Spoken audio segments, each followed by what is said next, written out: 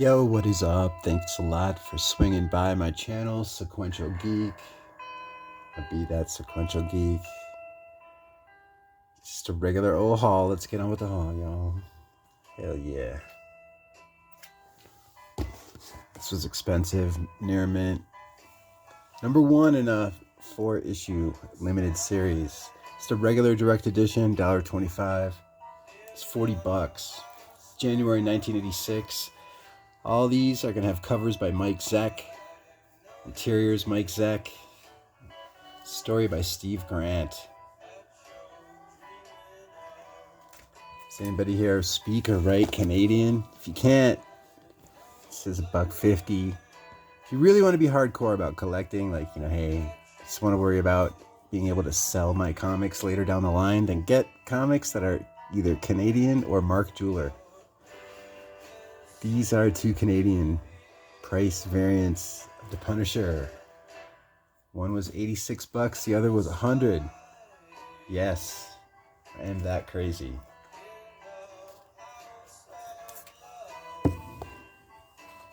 Punisher number 2. Number 3, 75 cents, just regular newsstand. Yeah, that Curtis, that CC you see right there? Right there. You ever see that? Yeah, it's not focusing too well, but yeah, there you go. Right by the 02. That's an old shipping company. If you don't see a barcode or any type of square on the cover like that, typically if you see that CC, that means there's going to be one on the back. Save. Issue number 4, 95 cents. So that's like what it's Canadian. I didn't know that. And they changed it to 5-issue limited series, which I believe the inker did most of the artwork. John Beatty for that 5th issue. Some badass Mike Zeck artwork.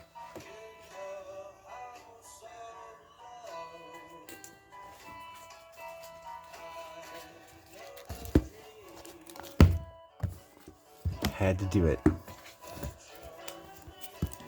Grips. This is from Silver Wolf label. Founded by Chris Silver, the writer. Chris Silver and Tim Vigil teamed up on these 4 issues and created this precursor to Faust, which you could say was another character that influenced the creation of Spawn. This guy, it's crazy. He's a sadomasochist, Martin Cain. He's the writer, artist of a comic book called Fat Ninjas. Although it's fictional in this comic book, it's actually a comic book by Silver Wolf, Fat Ninjas. So this guy at night goes out and kills your everyday drug dealers, and he's protecting mankind. And after he viciously will kill somebody, the perpetrators, some mugger, drug dealer, be sure to tell the victims, hey, be sure to pass this on, be good. Psychotic, extreme, violent.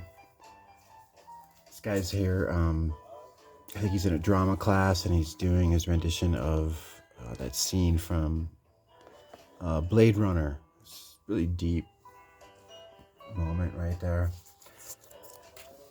And this is issue 3 and 4. So, Tim Vigil bailed on Silver Wolf label, created Faust like a year and a half after this, a couple years. And that was with David Quinn, the writer. Faust had 2 blades. This guy's got 1.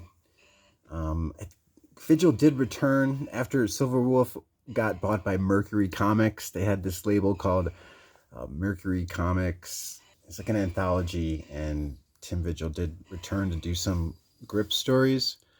But other appearances of Grips with Mercury Comics, I'm not sure how many of them were actually Tim Vigil. But Tim Vigil did return after these 4 issues to do some Grips artwork. But I'm not sure how frequent it was. The big deal with these 4 issues is that it's Tim Vigil's precursor to Faust. This guy can eject these blades out of his hands, by the way. It's pretty brutal. And yeah, he's addicted to pain. He's a sadomasochist. Loves the blood. He loves his job. Protecting Sacramento, I believe.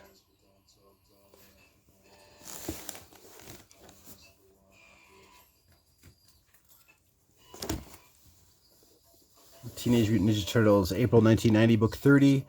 August 1990, book number 32. So I think, how was that? Rick Veitch. Rick Veitch, he ends up returning. What, I think issue 24 was his first comic that he did for TMNT. Same thing with Mark Baudet, Von Baudet's son. I think his first TMNT comic was this Bruce Lee homage, issue number 18. Some really nice high-grade copies. Spring 1990. Fucking A.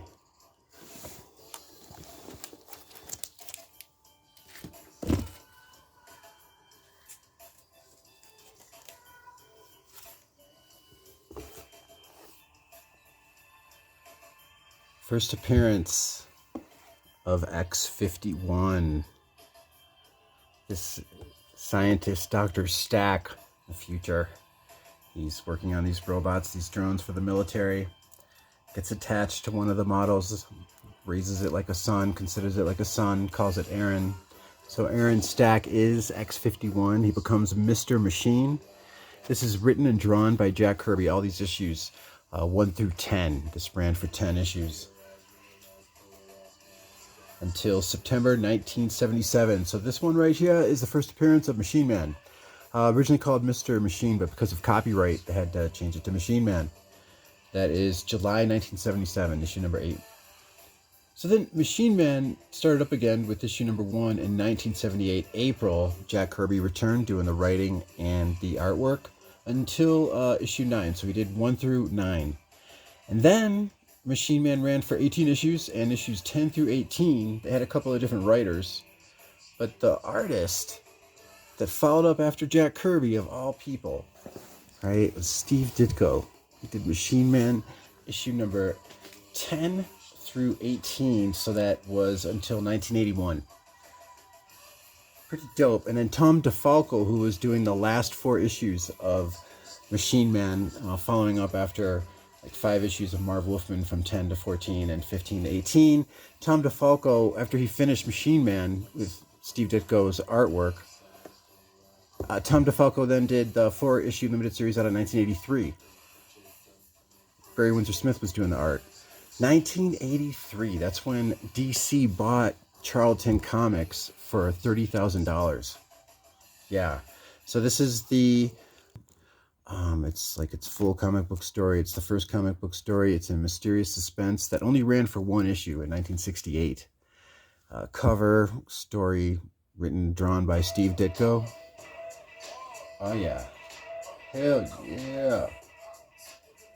So the question first appeared in 1967 in The Beetle, the Blue Beetle from Charlton Comics.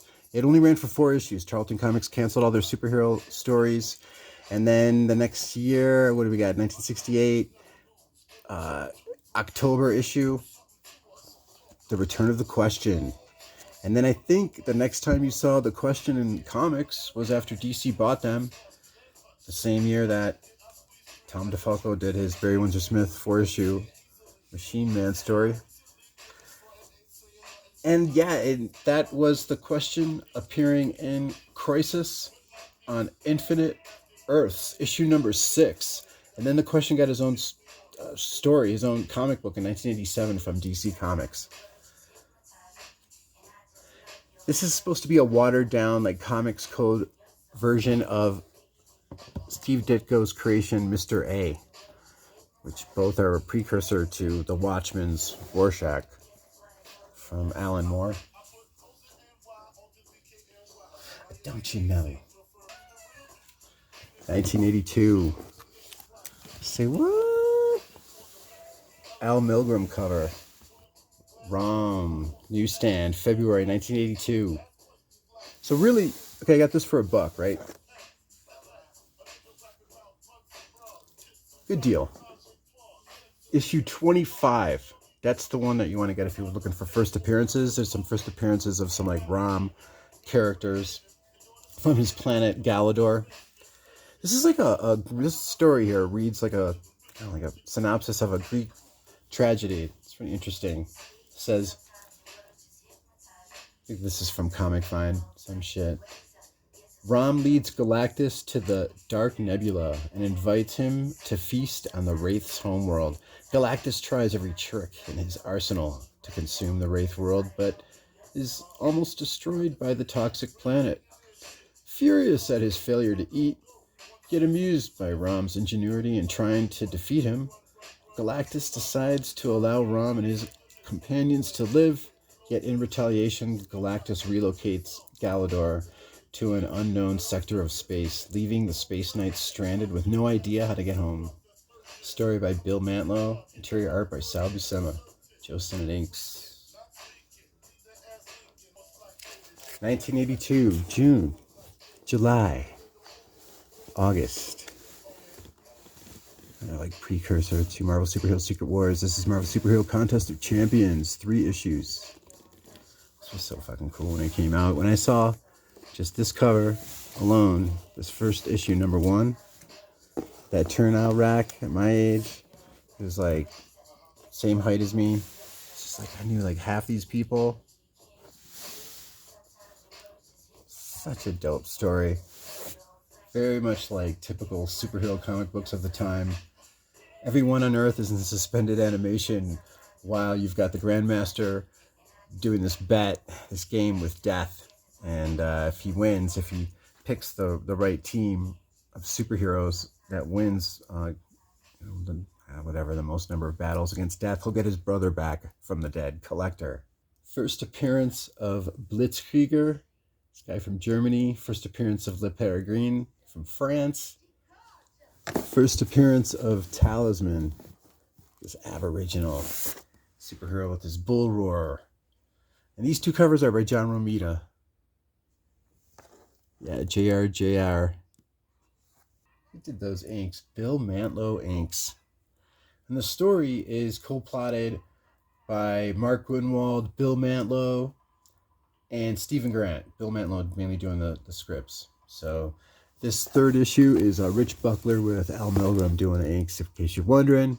Just a great little mini event. It didn't really get referenced in any of the other comic book stories. Kind of its own standalone thing. But it was just brilliant. It was exciting. It was fun. And 3-issue limited series.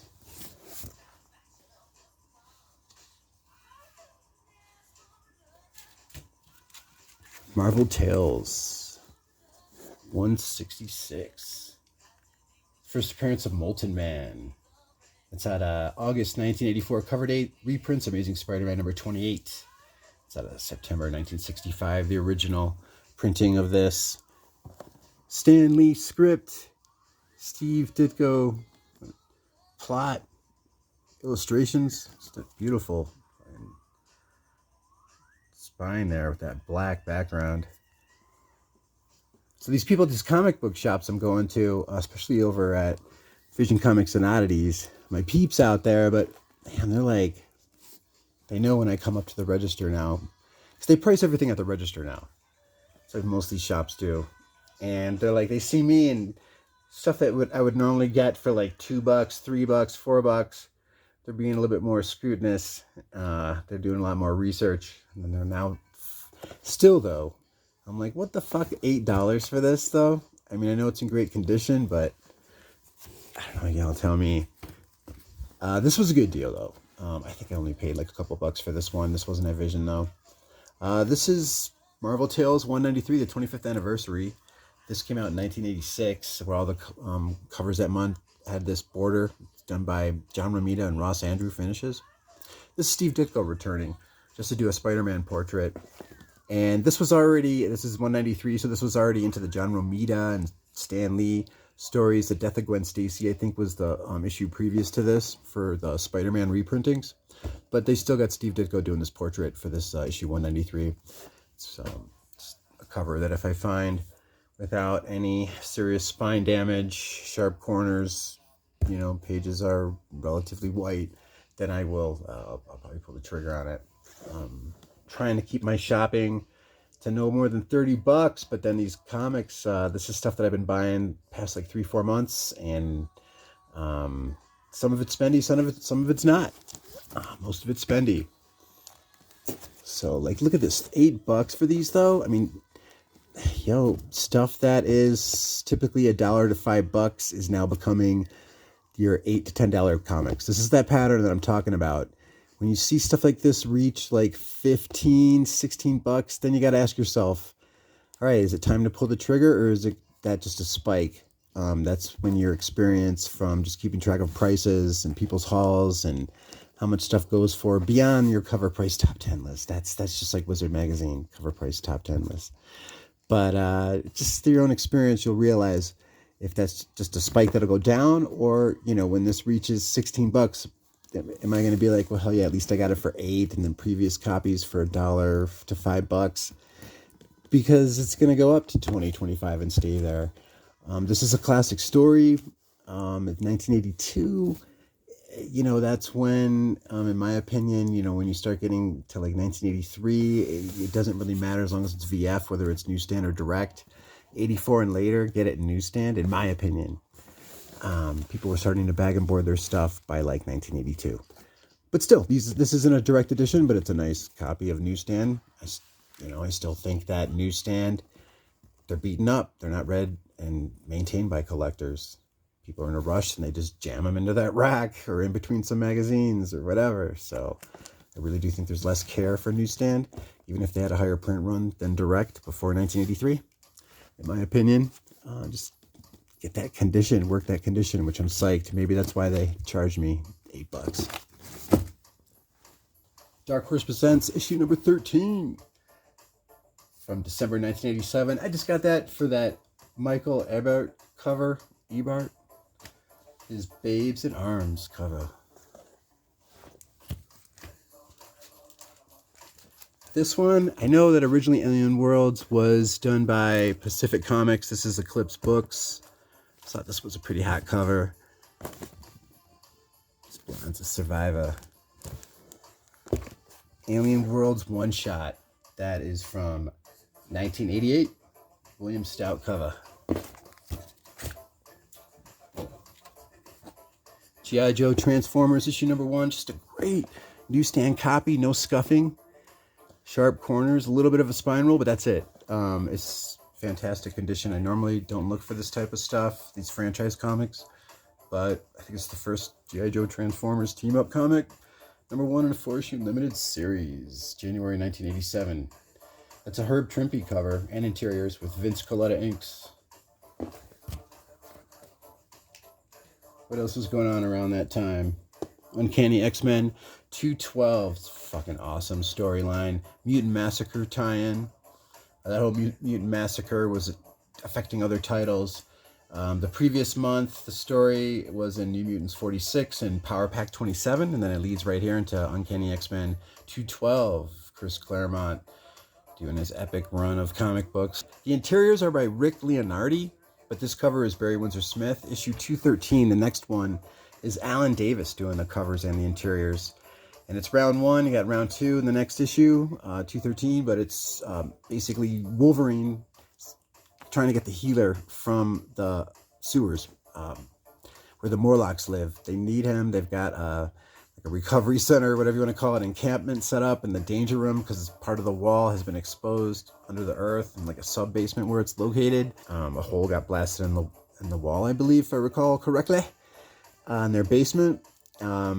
Maybe they got attacked by the Morlocks or people were escaping and they just needed to access the mansion. So they got to access through there, and Wolverine's trying to get through Sabretooth to take this guy who's looking like, he's dressed like Merlin. He's the healer. Wolverine versus Sabretooth round 1. It's badass Barry Windsor Smith cover. I got a not for resale Toy Biz cover of this, reprint of this coming in the mail. Very psyched for that. The Terminator. Check out that painting. You know, all the other Terminator issues, I just weren't interested in the covers. I just got this for a cover buy. Can't believe they charged me $6 for this. It's a newsstand from Now Comics. February 1989. That's a Ken Call painting. I'm just thinking, like, check out this Terminator, right? He's losing his skin. Imagine how cool that would be if you had, like, a Terminator wearing the skin of, like, a mountain lion. Like, you know how, like, the Roman soldiers had?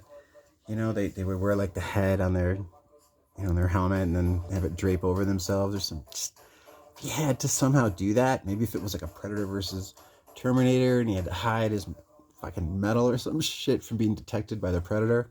Whatever. Just dig this color. The whole color schemes, too. It's really cool. Nice condition. Straight up cover by, though. This was issue number 5, a Terminator. This was just, hey, it was cheap. It's $1.99 each. They had multiple copies of these. I'm guessing they had a high print run, but I figured, fuck it. You know, there's that CC, right? So yeah, it's a newsstand. A couple of high-grade newsstand copies of Liam Neeson's movie, The Doc Man, number 1 in a 3-issue limited series. Ralph Macchio did that script with Bob Hall doing the artwork. Aircell, baby. Oh, yeah.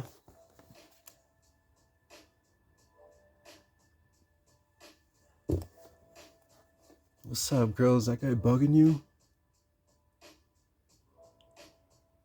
Fucking A. It's out of 1991. Christopher Wepler's story with John Brigney doing the art. Dark Horse tip sheet. Number 11. Ricardo Delgado. That's why I got this. I like his Age of Reptiles stuff. I know he's got 3 separate Age of Reptile limited series at least throughout the 90s. And just like this cover by him. It's kind of a random buy seeing Delgado and just thought, wow, that's really cool. I love like documentaries or historical fiction or biographies, stuff like that, like Age of Bronze, stuff like that, and unique take on Sequential from Dark Horse Comics. That tip sheet was from 93. The Spawn number 22 out of Image Comics is from June 1994. Cover, story, and interiors. Todd McFitty-Fairlane. A newsstand. Let's see. 6. The price of these babies is going up, but couldn't resist with that nice black border. Little divot right there, but I'm like slightly color breaking. Not really. I mean, yo, that's some nice black. For a newsstand, hell yeah. Now, I was talking about Rick Beach earlier, like TMNT. We did like a cover for this. It was issue 10 of Miracle Man. Shit, now this is like a saga within itself, Miracle Man. The whole story about it, it's pretty amazing. It really is. Miracle Man, issue number 16 out of December 1989. So Alan Moore, this is the last time he wrote Miracle Man, essentially. He revamped Mick Anglo's Marvel Man character from the Golden Age because Fawcett Comics, their Captain Marvel character, they were getting sued for likeness of Superman by National Comics, DC. So L. Miller and Sons in England, when they were reprinting his comics, it was like up to issue 25, and they're like, where's my issue 25? And they didn't have a Captain Marvel comic because there was a cease and desist. So no more Captain Marvel comics. So they hired this guy, Mick Anglo, to just say, okay, well, for issue 25, they didn't start with issue 1. They're like, just create some derivative, dude. And so Captain Marvel, he had like Kid Marvel, so they created Marvel Man and Kid Marvel Man and all these other ancillary characters. And that lasted till like 1962. And then in 1982, in this anthology, Warrior Magazine, Alan Moore with Gary Leach had all those events be false memories that were implanted in these people's heads while they were being experimented by like this British version of a super soldier program where they reverse engineered some alien DNA and technology, where they created a separate person, right, that thought he was the super being form of this guy that whenever he said the word atomic backwards, Komoda, he became this blonde superhuman dude that thought he was just this other guy being transformed to a super being. It wasn't, right? Alan Moore changed that. He changed it so that that guy, that the Miracle Man that appears, kind of like Captain Marvel when somebody says Shazam, when this guy appears, he's really this creation of the government that can pretty much do whatever he wants. You're taking a superhero theme to its extreme. And where the guy becomes godlike, sort of like how Captain Marvel, Shazam, is combination of different types of gods, right? Yeah, so Marvel Man, when they reprinted Alan Moore's stories in the Eclipse Comics, because it was called Marvel Man, it's being printed in the United States, copyright infringement now with Marvel Comics, they had to change it to Miracle Man. So the first 6 issues of Miracle Man under Eclipse Comics are reprints of the UK Gary Leach, Alan Moore stories. And then Alan Moore returned with issue 6, did like an 8-page story, Chuck Austin art amongst those other reprinted stories. So from issue that one story in issue 6, but really issue 7 until 16. Oh my God, are you getting all this? Alan Moore wrote Miracle Man. From 11 to 16, he teamed up with John Totleben right there, and they just did this epic story where they just took the superhero concept to an extreme, where Neil Gaiman took over until issue number 24, and then just fucking ran with it. It's pretty intense, and it's just amazing. And yeah, it's I would say one of the most defining superhero stories when it comes to deconstructing the concept of a superhero, rebuilding it upon somebody that can do whatever they want. And that's this blonde creature that realizes that it doesn't have to stay in infraspace whenever this other guy says the word Komoda. He ends up, this other guy that says the word Komoda, this human, he ends up dying. He just lets himself die, and so that Miracle Man can live. I think he says Komodo one more time and lets the Miracle Man guy be himself and live. I should say anyone that is interested in reading comics and they're sick and tired of superhero comics and they just want something to come to the next level, or why can't things get to the next level, or what would that be like? You're oversaturated with too much of the big 2 corporate type of comics. You want to take something to the next level, check out Alan Moore's Miracle Man, then Neil Gaiman's follow-up. And just like with the original creation of Marvel Man by Mick Anglo, they needed a 25th issue because the original Captain Marvel series got canceled. So through necessity, Mick Anglo created Marvel Man. It got changed. All of it became these fake memories that were just supplanted while those people were being experimented on after they reverse engineered this alien technology and DNA. Yep, and then this ran until issue 24. So where's my 25th issue? Huh? Because Eclipse Comics went out of business. So while Neil Gaiman was writing it from issue 17 to 24, had to end it, cancel it. Marvel Comics, aka now Disney, they got the rights to Miracle Man / Marvel Man, and who knows? Apparently, issue 25 is in the works.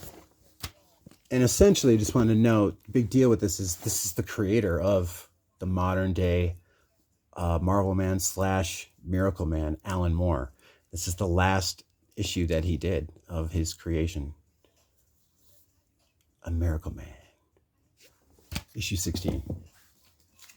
Another theme of taking a superhero to an extreme limit, to an extreme level, would be Rick Veitch's Max Immortal. $54 I paid for all 7 of these issues.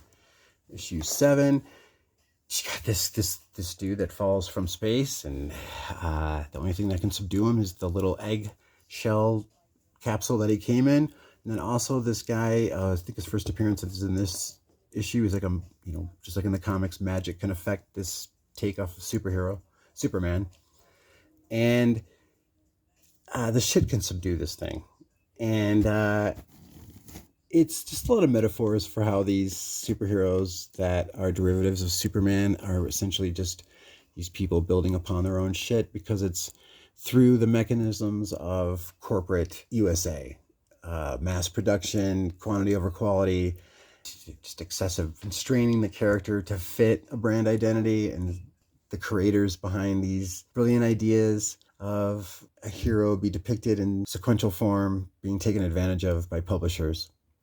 There is the True Man character, and I think any kid should check out these 2 characters that are a takeoff of Jerry Siegel, the writer, and Joe Shuster, the artist, the 2 original creators of Superman from 1938, from Cleveland.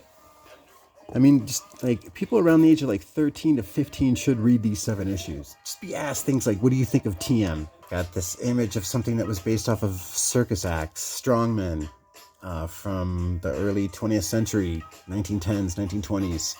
The traveling circus, still carrying that over to today without it being adapted, evolved. So the concept is kind of stunted and perverted by just this constrained box of brand identity and licensing. Month after month, year after year, takes its toll, know what I'm saying? This little baby, right? Like while it's being experimented on by Oppenheimer and Einstein, they use its eyes, its microwaves. That's what Hiroshima really was, and Nagasaki. While it was conscious, it briefly saw an image of this comic book that the spoof off of Jerry Siegel and Joe Shuster. These guys, the fuck was their name? Joe Schumacher and Jerry Spiegel. True Man was their creation. TM, trademark. I mean, just every kid should check this out and just be like, this is what the real world's like. This is what can happen to you if you don't surround yourself with people that give a shit. Seriously, the whole Max Immortal story is profound. It's using the superhero to critique modern day. Written and drawn by Rick Veitch. And he has a new graphic novel that came out called Kid Max Immortal. He's expanding upon these stories, continuing the saga just last year at Amazon with his print on demand. Check it out, Kid Immortal, trade paperback by Rick Veitch. Hope that explanation was all right. So there's your CC. You can see that. Well, I got this double bagged. 3 newsstand embossed Punisher, issue number 75, out of February 1993. Yep. $7.50 each. Static, issue number 1, newsstand. That is the Dennis Cohen cover, June 1993. First appearance of Static. So, milestone superhero here. You got the Dennis Cohen cover, the blue cover, in direct and in newsstand. Then you got the polybagged cover. Then you got that same one that's not out of the polybag. Then you have that same cover as a newsstand, that's 5. Then you have the platinum font. 6 covers I know of so far for first appearance of Static. You tell me. Alright, it's my second copy. I found a really nice copy out in the wild. But this is Codename Scorpio. 4 issues out of October 1996. That first one, I'm thinking South Slav, like possibly Croatian team here, because I know the artist, Asad Ribic. I think he's from Dalmatian Coast. He's from Croatia. This is Antarctic Press. The writer is Miljenko Horvatic. And just show this off because I should. Really, this art, I don't know, the inker, this is what I think a Lobo comic could look like.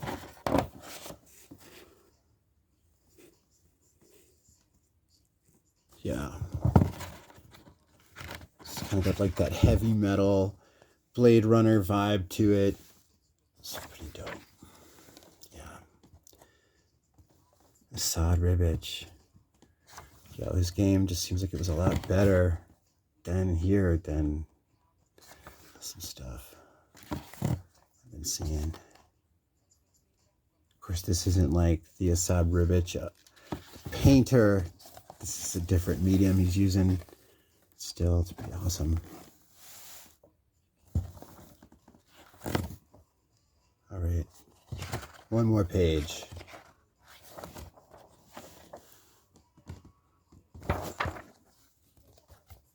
Codename Scorpio. Love this book. Just got to get 3 more issues. But see, that's just it. Like, I get really picky about the conditions, so I'm not going to read them. Like that's the beauty of the 50-cent dollar bin. If you think you have beat up copies that you can't sell, well, I mean, maybe you can't sell them for a lot of money. Like I've been saying, go after the high grade Canadian or Mark Jewelers version variants. Look into those. What that means. What's a Mark Jeweler, right? It's the insert with those rings that they sell on military bases. Was the only type of time you can get those inserts in comics. Some type of way you can sell these rings made by Mark Jewelers. Canadian price variants, right? From Canada. They're rare. But if it's beat up, people will want to read. Shit, if you got a 50-cent dollar copy of issues 1 through 4, I'd buy them. But you're not going to make a lot of money. Long-winded explanation that was. The Demon Tower Part 2 Resurrection Prey. I got this. This is from Monster Comics. Don't know anything about it. Just saw this and I thought, Metalocalypse.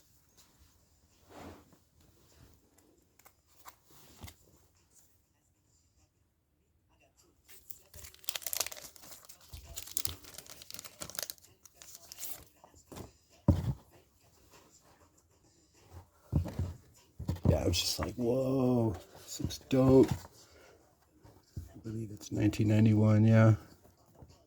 Created by Troy Nixie.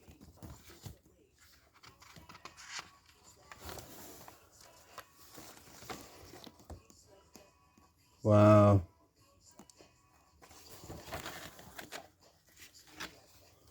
Let's look at one more page. Whoa.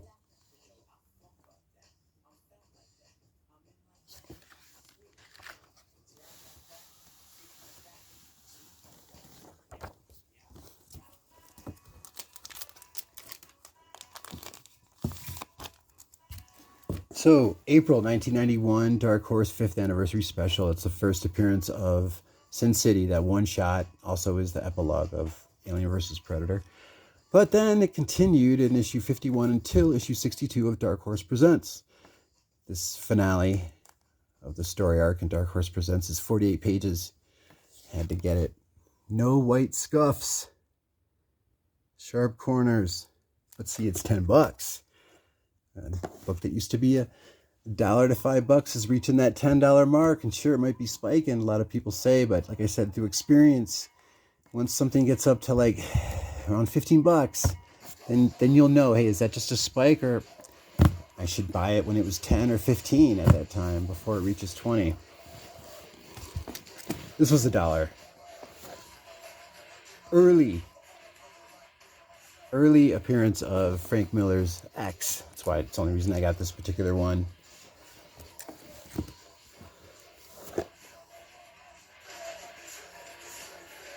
Blue font, Dark Fantasies. So each of these had 2 covers, one with a regular, one with like a metallic, not necessarily blue, but metallic font.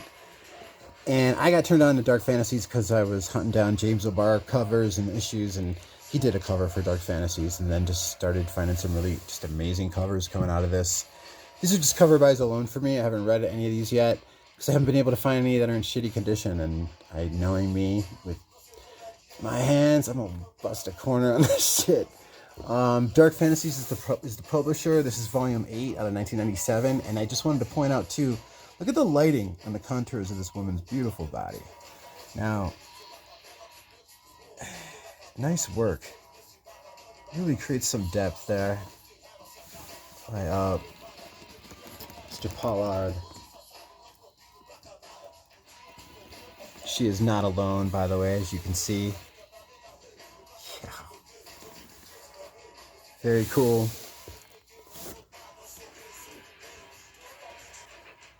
$1996. The Dark One. I fucking love the Dark One. I've shown his Chlor comics. I've shown his some Animal Mystic stuff. This is Primal Rage.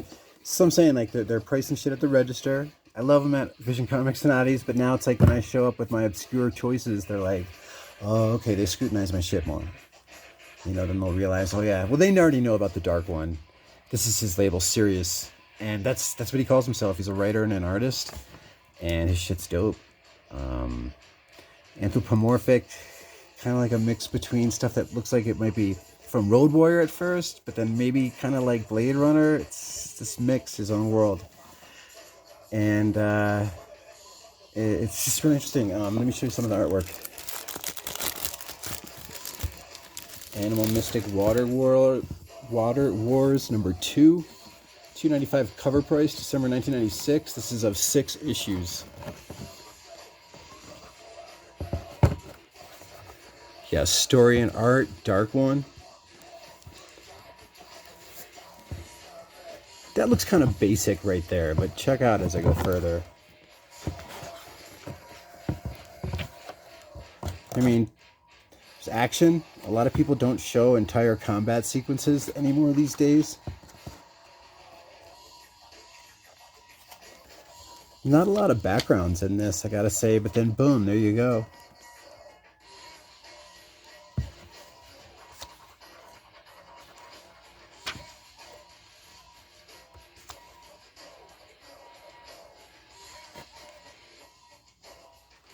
Yeah. So once again, kind of like your, just very cool, like heavy metal. Just people doing their, just saying heavy metal for everything's kind of weak, but like, it just, how do you say it? Like, you're just out of box combination of mythical fantasy and science fiction. Heavy metal. Primal Rage cover. Yeah, both these are out of 1996 from Sirius. Last issue of Jaguar God, issue number 7 from Verotic. It's a Den Glanzig comic book label. Frank Frazetta cover. Yeah, this is exactly what I'm talking about with that Terminator. June 1997. Actually back to 96 right here. Beavis and Butthead, issue 25.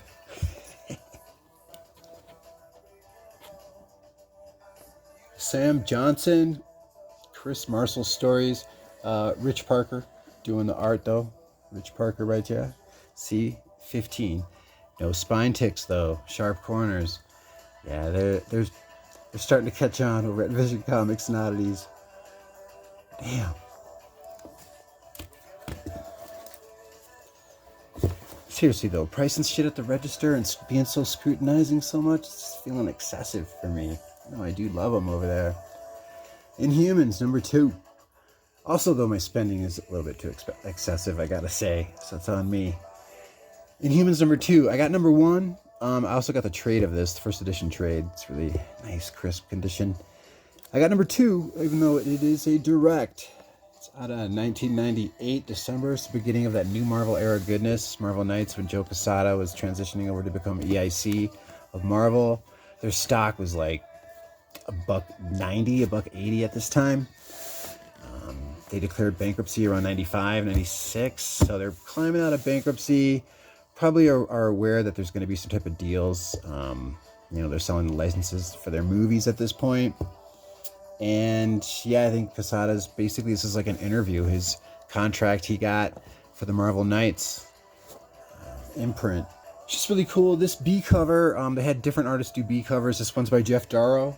It's 12 issues. This Inhuman story ran by Paul Jenkins. So he was in on that whole story with creating the Sentry pre-social media hype magic. That whole concept behind creating the Sentry hype and the idea that he was in a creation of, I think, Stan Lee and some fictional artist that was a combination of 2 names that were OG Marvel staff members from the 50s and 60s. So they had a fictional guy that created the Sentry with Stan Lee and Paul Jenkins, and Joe Quesada had Wizard Magazine get in on it. They even had Stan Lee say, "Oh yeah, I remember something about that." Yeah, but I think Paul Jenkins was credited with this. And Jay Lee did the interiors. This is the first appearance of a bunch of these characters here that use the Terrigen Mist for the first time. And by the way, the guy that created the Terrigen Mist, well, he discovered it, named Rondoc. So he makes an appearance in here, but this is the first appearance of these kids, and after they transform, they're called, one's called Karthus, another one's called Tonaja, this other girl, Kalikia. Yeah, and then this guy, Naris, Knifey, yeah, and then Waz, I remember Waz. And Dinu. Yeah, those names. 1, 2, 3, 4, 5, 6, 7 people. Their first appearance here in this issue. The Authority. So this ran for, I think, 29 issues. Yeah. This started in 1999, May 1999. This is June 1999. The last issue was in July 2002. And on the right, the significance with this issue number 20, is, you see, after Warren Ellis and Brian Hitch, they were on the Authority until issue 12. Issue 13 and 14, that story arc with Millar and Quitely is killer. It's this crazy version of the Avengers. They're real fucking brutal. It was Mark Millar Quitely team up from issues 13 to 20, and Quitely did all the covers from 13 to 22. Just a little bit of creator history behind the label of The Authority. Wildstorm. Annual from 2000, Devil's Night. I saw that, being from the Detroit area. Lee Bermejo cover. Joe Casey's story. This is the first appearance of Golgotha and Adam Bomb. Adam, like Adam and Eve. Adam Bomb. Out of 2003, August. Cover date, Planetary Batman, Night on Earth, by the creative team behind Planetary. Planetary ran for 27 issues. Fucking awesome. Awesome story. If you're not too into superheroes, but you want to kind of, test the waters, and if you are more into science fiction and just mythology, check out just the story Planetary by Warren Ellis, art by John Cassaday. This is just a one-shot Batman, Night on Earth, Batman Planetary, Batman. Not for resale. Out of 2006 from a Toy Biz, toy of Iron Man that came with it. Considering these things are frequently disposable, finding it in this condition for just $4. They got mercy on me that time. Pretty satisfied. It's my second copy of this not for resale reprint of the first appearance of Iron Man, cover by Jack Kirby, and the stories by Stan Lee and his brother Larry Lieber, with Don Heck pencils on the interior. That first appearance of Iron Man, Tony Stark.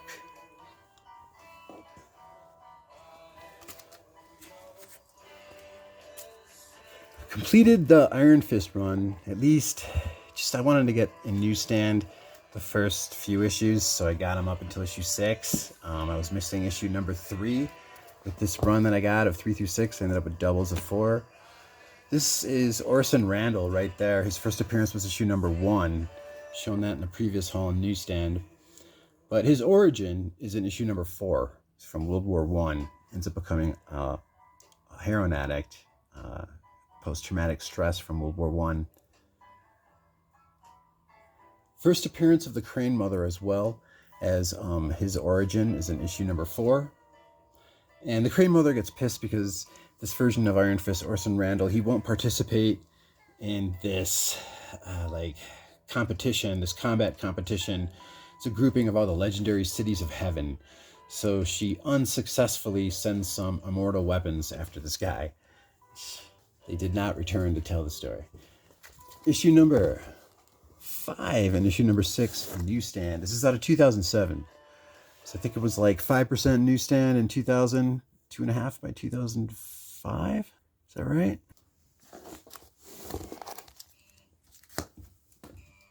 Just had to get this for the J. Scott Campbell cover. X-Men Worlds Apart, December 2008. Now, like I said, I like documentaries, like things that just, I don't know, give like a technical explanation of something, or biographies. This is interesting. This is from Dork Storm Press, Dork Tower, issue number 34. Interesting. Brief history of gaming. Fucking cool. Some of the beauties of going to like Second and Charles. Yeah, this is 34, but I think this only ran for like 36 issues, 38, something like that. Action Philosophers by Fred Van Lent and Ryan Dunleavy. And Ryan Dunleavy's doing the art, cover and interiors. They did a couple of series from IDW about the history of comics. And why this is from this, because this is a reprint of their Action Philosophers that I think was from IDW, which is another label. I think what happened is that Fred Van Lent and Ryan Dunleavy, they had another comic that they were going to have printed through Dark Horse, so just to promote themselves. And in 2014, Dark Horse was doing this 1-for-1, like a reprint for $1. So they just promote, and it's cool. It's a biography on Plato. Fucking A. Oh yeah. Speaking of those types of biographies, this is really cool. Veterans Mental Health Stories Coming Home, issue 1 from RE-Live. If you can see that, sorry. If you get a chance, check out re-live.org.uk. This is from the United Kingdom for mature readers. I suggest that just so if you buy the comic directly from their site, it would be contributing to their cause, to their program. So real life stories, soldiers' experience in combat, trying to adjust back in the civilian world. Yeah, pretty deep. It's awesome use of a comic book right here. Teenage Mutant Ninja Turtles. This is the B cover, annual 2020 Kevin Eastman cover. John Tyler Christopher Boba Fett. First printing, negative variant. It's out of November 2021. That's Star Wars War of the Bounty Hunters. Just when you see that at the barcode, fuck it, I'll show you.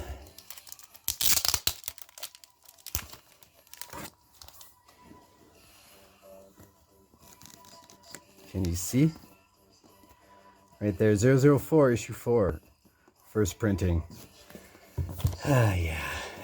Multiple covers. But still, I'm a collector of Boba Fett and don't want to get all the modern stuff because there are too many variants. But I dig John Tyler Christopher. I've got his negative variant for Black Panther.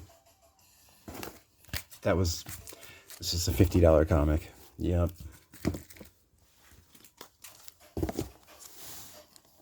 Damon Connolly's You Promised Me Darkness from Behemoth Comics. I got both these. They had the whole run. It was like 6 issues, I think, but I just wasn't sure about it, and I went back and couldn't find the rest of them. This guy had returned to comics after injuring his hand, and this is something he wrote and drew. It's a continuation of a story, I think, that he had done 10 years ago. Not sure about that, but this is every 75 years Halley's Comet orbits the sun, and people that are born from the last time it arrived, which is I think around 97, I saw it. It was amazing. Well, some people are born with these auras that give them powers, right? People are born with different types of powers. Well, now, I mean, if you created a movie about this today, you would have people in their mid to late 20s, 1997, so if the movie came out, they started it, let's say it came out 2027, so 30 years later, you'd have people hitting around 30 years old with these auras. They have different types of powers. It'd be interesting. There's one guy, though, that is able to suck out people's energy, hit their auras. There can be only one, so I don't know if it leaves them dead. Probably. 2 all-black covers. Knowing Behemoth, I don't know. There's usually these smaller presses have multiple covers that get excessive with the first issue. Damon Connolly's You Promised Me Darkness with that nice black spine, so I decided, fuck it. I looked up the story description, I dig it. People getting these powers at birth when Halley's Comet comes by. Did you ever see the movie Night of the Comet? Awesome movie, Night of the Comet. I just don't give a fuck. Check this out. This is like a mixture of like science fiction, magic. This woman, she can turn into a werewolf. And she had been like this enforcer for a magi, this type of wizard. She's trying to rediscover herself, get over her past, move on with life.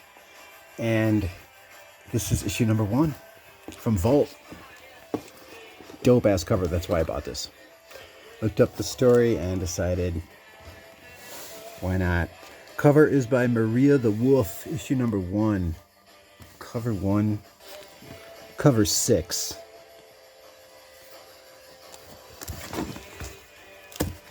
Look at this gem. Saber-toothed swordsman. What is this?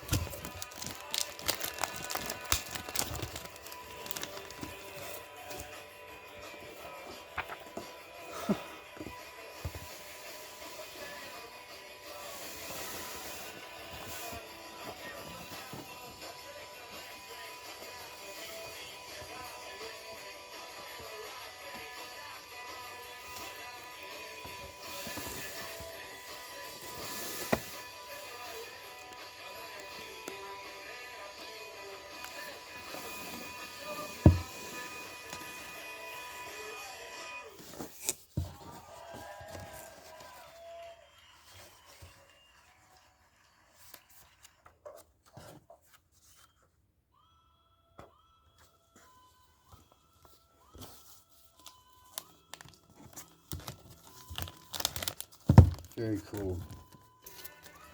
Saber-toothed swordsman. Free! Summer of '02. Team Isaka.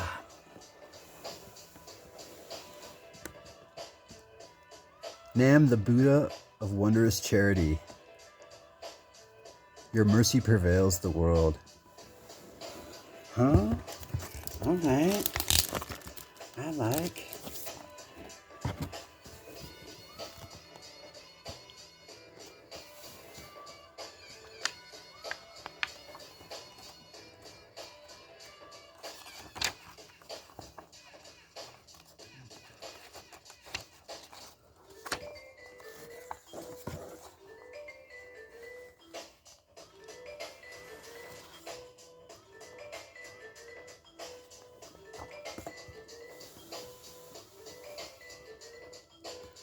In the darkness we flourish. Let's sing and praise the way of Yakuza. Yakuza.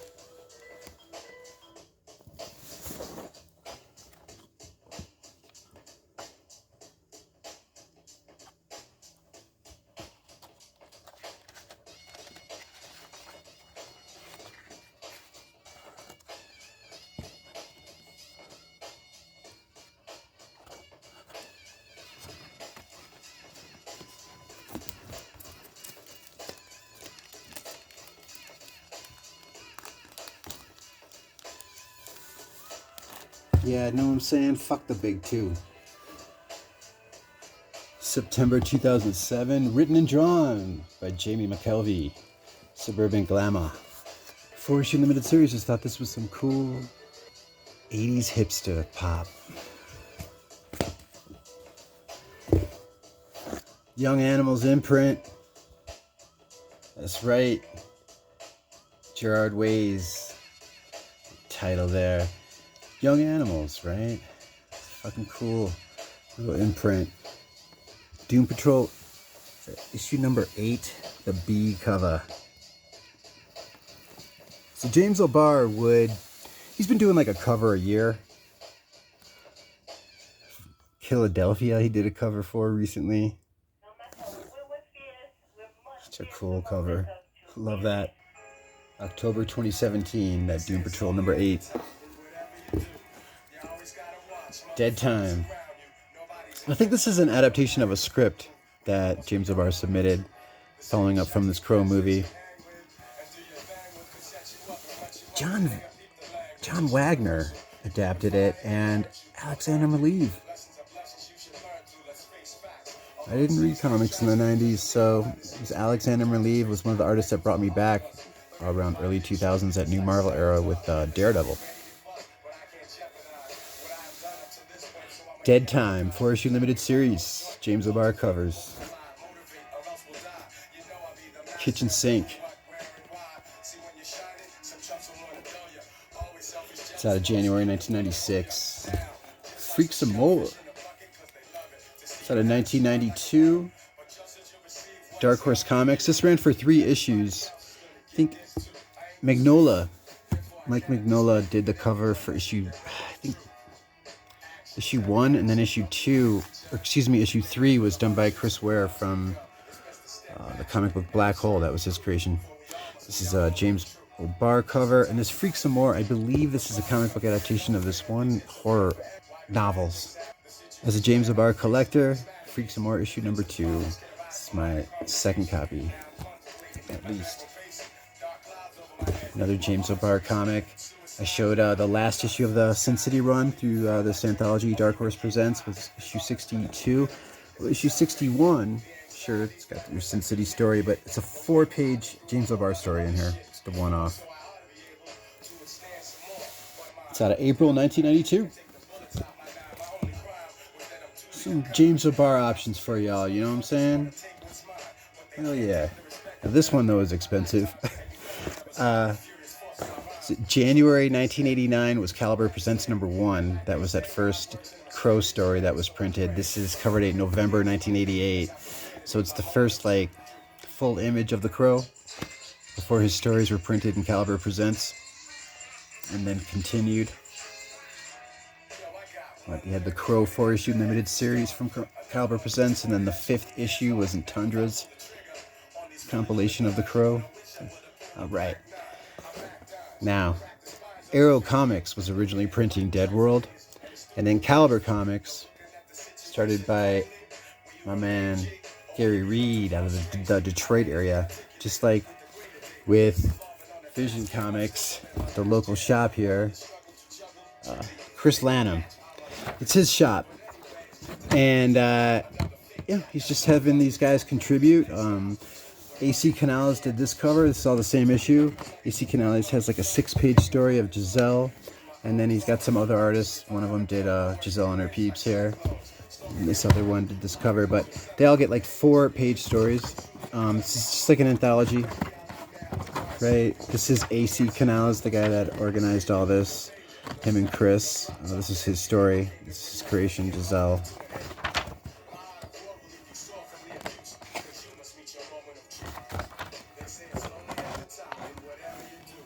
It's all right. One thing though is the pages. See how that slipped out of my hand, and it was just sort of like, getting really picky. But maybe I'll get into this a little bit more in depth. I've shown some of these. The original comic was just called Vision Comics, and then they changed it this year to Odd Mausoleum. Same type of anthology, same concept. Comic shop owner trying to have his own comic. And that's what Gary Reed did with Caliber Comics. And then when they took over Dead World as of issue 10 from Arrow Comics, James O'Barr was doing the covers, the B covers, up until like issue 16. They called it the Not for Wussies cover. He used his name, James O'Barr, for the covers, but I think the first couple issues he used the pen name Johnny Zero. King Zombie. I think it's the Vance story. It's like an anthology of short stories, horror stories, obviously. Yeah, man. So what, Appetite for Destruction came out in the late 80s.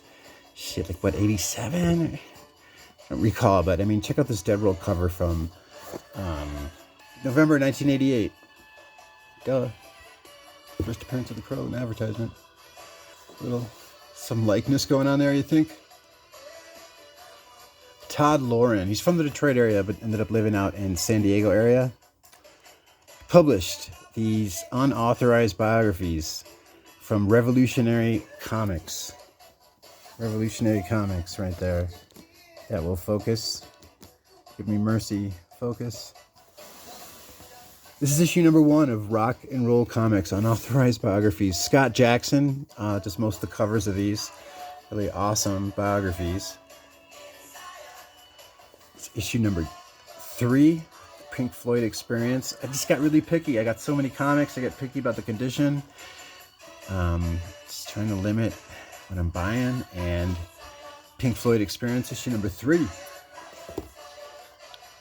Now these next two guys have a huge presence in comics. Oh yeah. Kiss. Prince has a large presence in comics, and his biography is issue 21. I showed that in a previous video.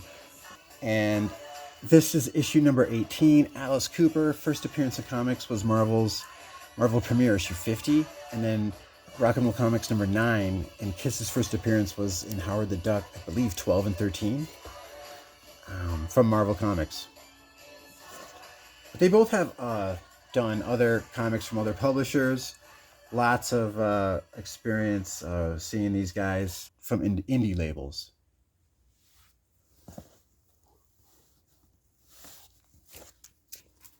Yo, that is my haul, y'all. Comic Book Haul 69, part 23.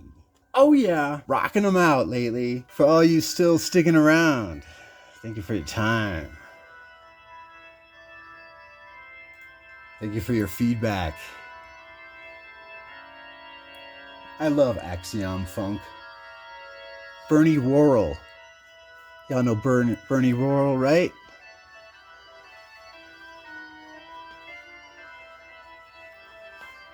It's one of the early cutting and scratchers.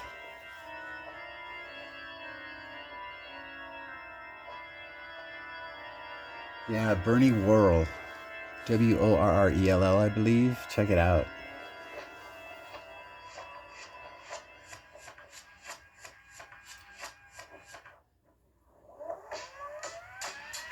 This whole track's like 3 minutes.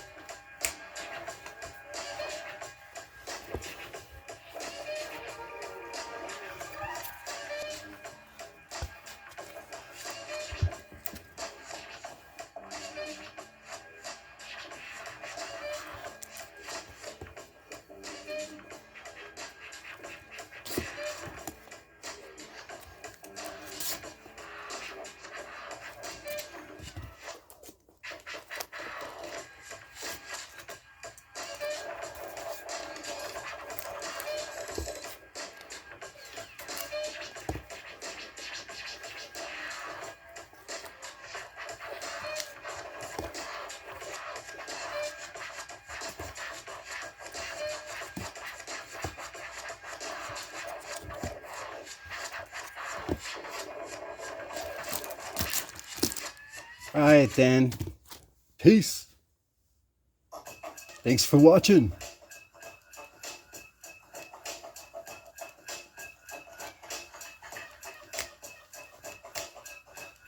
Be that Sequential Geek. Good looking out.